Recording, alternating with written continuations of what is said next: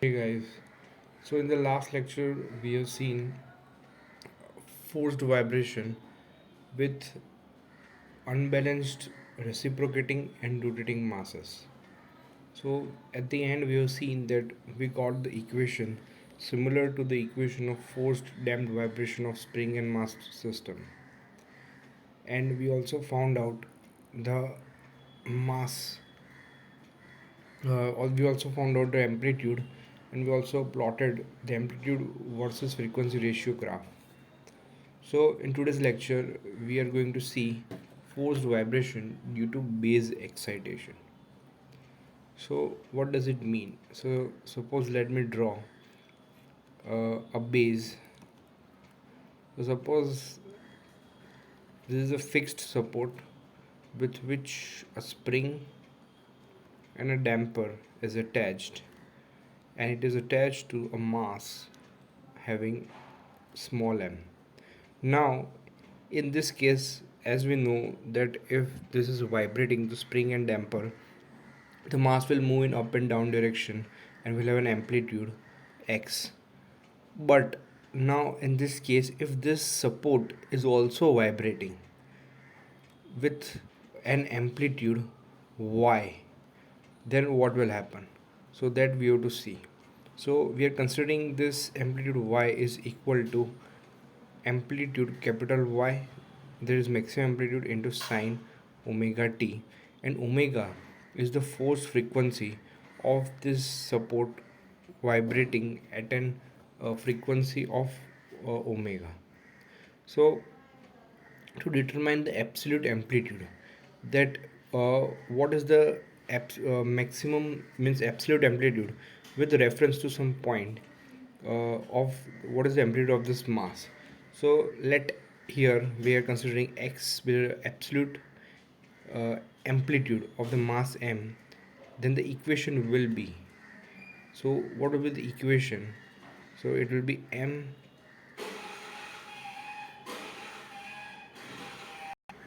So now if we use the Newton's law of motion, so all the forces, what is Newton's law of motion? So Newton's law of motion is, we can write it as inertia force is equal to sum of all the external forces. So what are the external forces here acting? So it is one is spring force and other is damping force. So first, as it is acting in downward direction, we will take it as a negative, so minus k amplitude x. So what is the amplitude? So now as this is moving in downward direction x, and this will be in opposite direction, that is y. So we are taking a total amplitude is equal to x minus y, and damping force, it is minus c into velocity. What is the velocity? So this velocity of, we are taking as x dot, and the base velocity as y dot. So c into x dot minus y dot. So as we know that the spring force we take as spring constant, that is spring stiffness into amplitude, and damping force we take as damping coefficient into velocity. But here we are taking difference of the amplitudes and velocity, because the amplitude and velocity are not alone here. There are, so it is summation or a difference of the two amplitudes and the velocity. So there is a difference. So there is the resultant amplitude or velocity will be this difference, means of both the two. Means if mass is moving by 2 centimeter in downward direction and base moves 1 centimeter in upward direction, then the resultant is 2 minus 1, that is 1 centimeter is the amplitude. Similarly speed, so if mass is moving by, let's say, 10 meter per second and base is moving by 5 meter per second, so resultant amplitude will be minus 10 minus 5, that is 5 meter per second. So this will be equal to an inertia force. And what is inertia force? So inertia force, we are just writing m into a, it is mass into acceleration, and here acceleration we write as x double dot. So if I open this bracket, so what I will get, so I will get as mx double dot plus this, I'm bringing on this side, so that is c x dot is equal to, here we are left with minus minus, so c y dot, and here this minus is plus k x, and here plus ky, this minus minus will become plus. So if we see on the left hand side of the equation, all the terms are with respect to x, and on the right hand side of the equation all the terms are with respect to y. So this is respect to base and this is respect to the system. So now as we know that y is nothing but y, capital Y, let me write it again, so it's nothing but y sine omega t. So what will the value of y dot? So y dot will be y omega cos omega t. So if we substitute these values here, so what we will get is mx double dot plus cx dot plus kx is equal to c c into y omega cos omega t plus k into y sin omega t. So now as you can see that there is sin omega t cos omega t. So as we have seen in the last lectures, we will convert this equation into sin alpha plus beta formula. So to convert this equation, whatever the term is with the sign we'll consider as a cos and some constant, and whatever the term is with cos we'll consider as a sine and the same constant. So let's take this c omega y. So y is common, so y we are not considering, so c omega, so c omega is equal to, here it is cos, so we will take sine alpha and we're taking a constant as z, and her k we are taking as here sine, so cos alpha and z. Now what is z and what is alpha? If we want to find, we can use trigonometric identity, that is sine square cos square. So we will get z is equal to under root k square plus c square omega square, and if we want to find alpha, we can take ratio, so we will get tan inverse c omega by k. So if we use this here, so we'll get mx double dot plus cx dot plus kx is equal to, y is common here, y and y is common, so instead of c omega we will write z sine alpha, so that is z is also, so z is also common, so I'm taking common, so we are left with here a z sine alpha cos omega t plus here instead of k z cos alpha, z we have taken common, so I will write cos alpha sine omega t. So this is a formula of sine alpha plus beta, so this is sine alpha cos beta cos alpha sine beta. So in this case the term will be equal to sine alpha plus beta, that is yz sine alpha plus omega t. So this is the equation mx double dot plus cx dot plus kx is equal to y z sine alpha plus omega t. Now if we compare this equation with the equation of only forced vibration, so the equation of forced vibration was mx double dot plus cx dot plus kx is equal to f0 sine omega t. So in this case our solution was, so I will just compare this both equation and find the solution of this with the help of the initial. So here I will write equations for forced vibration. So this, and here I will write this. So equations for x with excited support.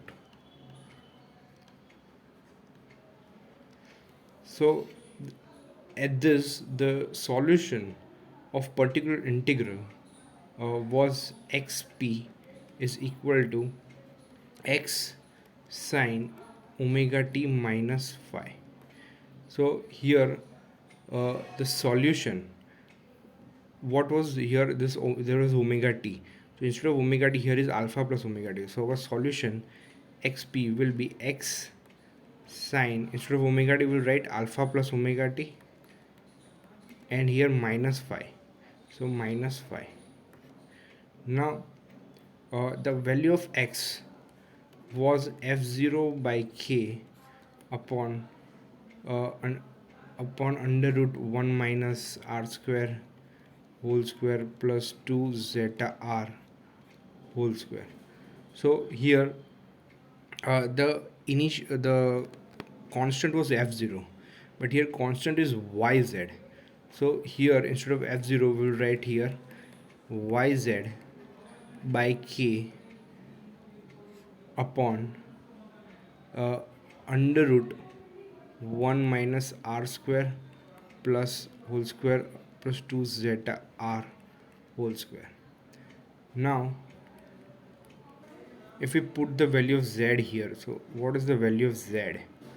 So z is nothing but k square plus c square omega square. So if we take k as a common here, so k is a common, so I will left with 1 plus, so there's a square, and when you come bring out of the root, so it will become only k. So 1 plus c omega by k whole square.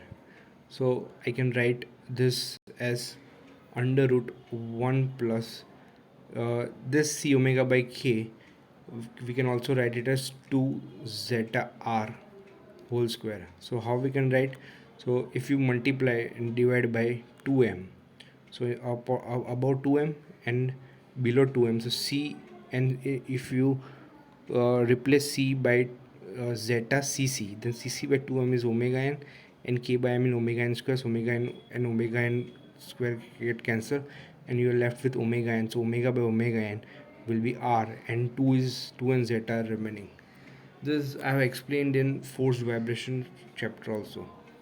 So that is 1 plus 2 zeta r into k. So I will just use this value here instead of z.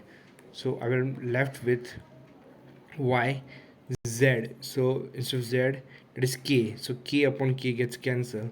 So I'm left with y under root 1 plus 2 zeta r whole square divided by under root 1 minus r square whole square plus 2 zeta r whole square.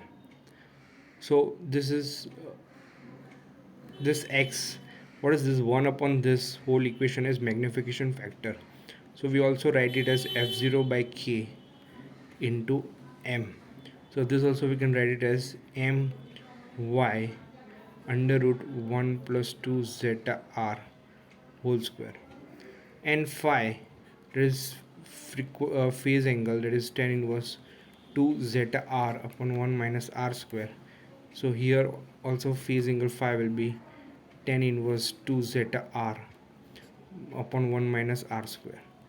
And alpha we have found it, that is tan inverse c omega by k, and c omega by k we can write as 2 zeta r.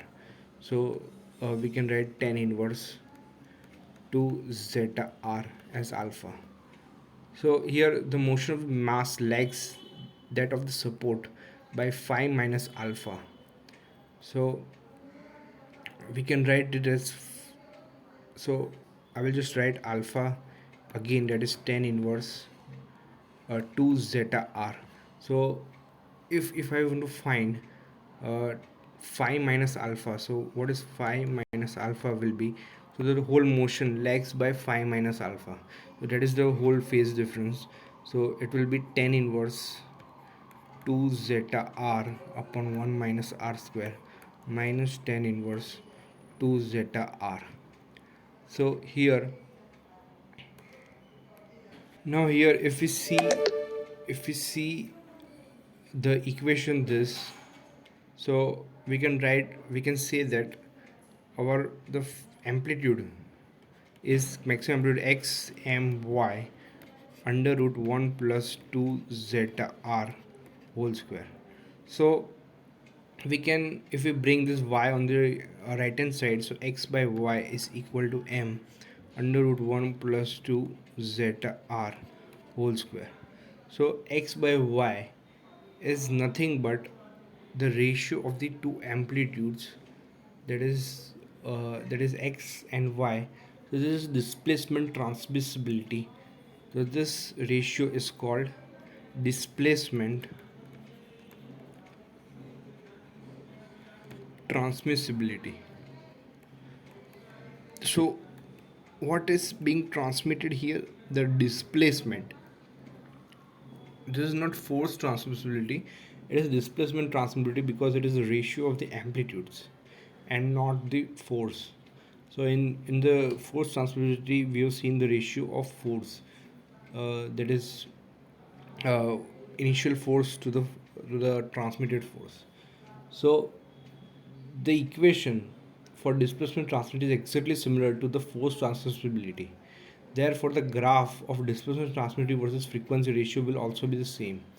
So in this case, however, transmissibility ratio will be replaced by displacement transmissibility on the x-axis. So now if I am interested in finding the relative amplitude, so if d, let's say d is equal to x minus y, so this is the relative amplitude, that is relative motion of mass with respect to support. So d dash is equal to x dash minus y dash, and d double dash is equal to x double dot minus y double dot. So our equation will be simply what our equation will be. So our equation was m x double dot is equal to minus x minus y minus c x dot minus y dot. So this was our equation. So now we have to convert this equation into d.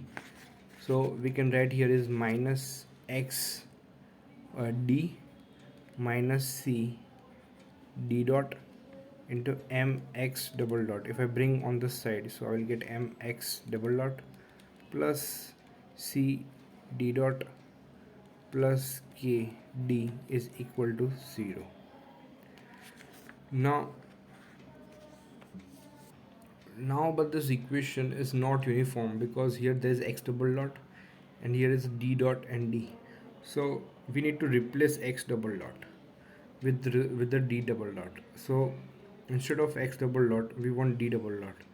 So if we make x double dot a subject, so I will get is equal to d double dot plus y double dot. So if I put this value, so I will get here m d double dot plus c d dot plus k d is equal to, and m y double dot I am taking on the right hand side, so let me take as a negative sign, so m y double dot, because if I bring from left to right the sign will become negative. So this is our equation, and if we put the value of y double dot, so what is y? Y is y sine omega t. So y double dot will be equal to c d dot plus k d is equal to, will be y double dot is minus y omega square sine omega t. So minus minus plus y omega square sine omega t. So if we compare this equation with the forced equation, so what was the forced equation? So that was mx double dot plus c x dot plus k x is equal to f0 sine omega t. So if we compare this to equation, so we will get the value of uh, d. In that we got the value of x, so here we got the value of d, is equal to f0 by k. So instead of f0 we will use here y omega square, y omega square. And also I forgot here to put m, so here that is m y omega square by k upon under root 1 minus r square, 1 minus r square whole square plus 2 zeta r whole square. What is magnification factor?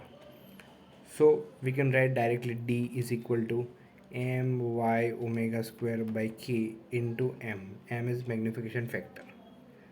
So the phase lag between the excitation and the related displacement will be phi. Similarly, so that is phi will be equal to tan inverse 2 zeta r upon 1 minus r square. So as per this equation, what we got is, so here k by m is nothing but omega n square, and omega by omega n is nothing but r square. So this d we can write it as y r square m. So now we can write d by y. So d is displacement and y is also a displacement, which is equal to r square m. So this equation is similar to the equation of the equation which we got for displacement transmissibility. That is, so this equation is similar to the last topic which we have discussed, uh, that is reciprocating and rotating masses. So therefore the graph will be the same of the reciprocating and rotating masses. So I hope you understood this theory. You will see examples of both the theory of the reciprocating masses and this theory, that is base excitation, in the next lecture. So the next lecture will be all examples. So thank you very much.